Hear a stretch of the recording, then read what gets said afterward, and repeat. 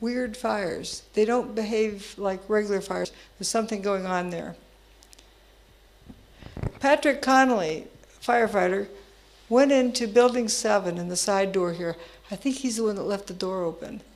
He didn't like the looks of it in there, didn't think he'd be safe, so he came out. This was right about the time that one of the towers turned to dust. The dust goes up and blocks out 100% of the sunlight, so you can't see your hand in front of your face. When he comes out, he can't see anything, and then he says, thank goodness the car went into spontaneous combustion, because then he could see where he was. So this car here, and then he made his way up the street, and as he walked up the street, cars were lighting up as he passed them. And note, this is after the tower was destroyed. So he went out of building 7 at point A up to intersection C and turned. And you'll see, you know, the different coloring on the street. Everything was toasted up to that point on the street. Vehicles, that is. Trees weren't toasted, buildings weren't toasted. How did they catch on fire, or apparent fire? These buildings don't have any debris on them. How did the debris only, if it's debris caused, only go down in those canyons? Why would debris do that and not land on the buildings? Okay, even if it did, why would the debris only affect cars and not the paper in between them?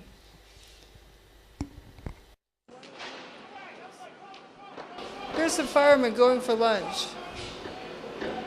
Ho hum. They're not concerned about a car exploding. Actually, some of them said that initially water had no effect on the car fires. Engines weren't exploding. The paper wasn't burning. Weird. Here's another image, paper rounds. See, those look like little Whatsits or Cheetos. Igloo cooler that's plastic, a plastic trash can. And if that's fire that's white hot, it's got to be hotter than like 1200 degrees centigrade. Then you'd have some melted plastic around it. You'd also have this aluminum cladding wilted over it. Often folks say there's pools of molten metal. Well, there's no solidified metal pulled out of there. Also, if it's that hot, you wouldn't have unburned paper all around it. If it's glowing white hot, it has to be at least 1200 centigrade. If it's glowing because it's hot. Hot things glow, but not everything that glows is hot. Think of an incandescent light versus a fluorescent light. Aluminum melts at about 650 to 660 degrees centigrade, depending on the alloy, which is a whole lot less than white hot. So if aluminum is going to glow, it's going to be a puddle. It's a puddle by the time it gets to that temperature, unless it's glowing for a different reason. But if we look at this aluminum cladding that doesn't even look wilted, and if you notice in this one end, and let's look at a blow-up of it, to me that looks like it could be glowing on that end. But why isn't that paper burnt? We have the videotapes. The firefighters reporting molten metal like a slurry or a steel mill or a volcano. Those are quotes. Well, Giant pools. What about the pictures of them dragging oxygen hoses all over the steaming supposed hot metal? If it were that hot, you wouldn't dare do that, would you? Well, we do have the infrared photos of the molten metal. Well, again, what melted the metal? Was it heat? Interesting hearing Alex Jones speechless. Right, was it heat or was it something else? If you were at the end of that oxygen fuel hose, I mean, would you do that if the ground was that hot? No. And this is not hot. It looks like it, but if that were steam, these guys would look like steamed clams or a grilled cheese sandwich. Here's that satellite image. It's my understanding the image was taken by NASA, given to USGS, who did something with the data, handed it to Jet Propulsion Labs, who did something else with the data, and they came up with this. I don't know what it shows, but it's not conventional heat. Because at point E, they claim is 819 Fahrenheit. I don't know if you know what things happen, what the boiling temperature is in Fahrenheit. That's 212. So this guy here should look like a boiled chicken.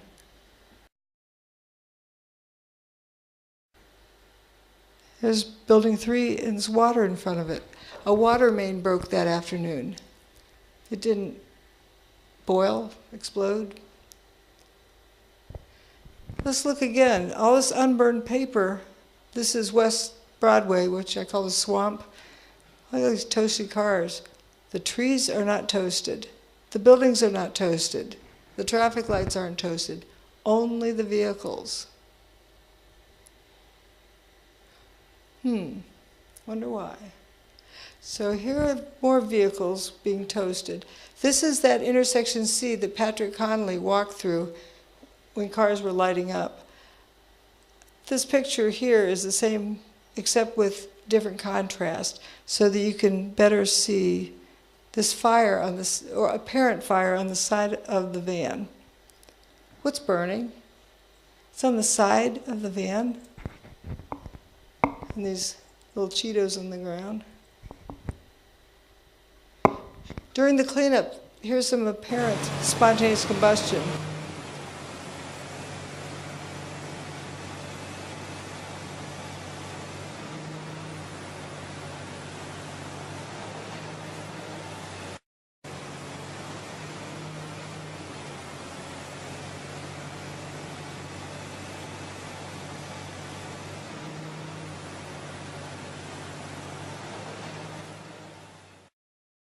Nothing's burning. Like what's going on there? Hot steel-toed boots melting? Does that make sense? That's the best answer these girls got. The women go in and out of Ground Zero up to 10 times a night, often until 2 in the morning, delivering whatever it is rescue workers need to do their jobs, like the ones working in the hotspots. Steel-toed boots is one of the biggest things. Steel-toed boots? Steel-toed boots. Out still on the rubble, it's still, I believe, 1,100 degrees. The guys' boots just melt within a few hours, and they're burning their feet.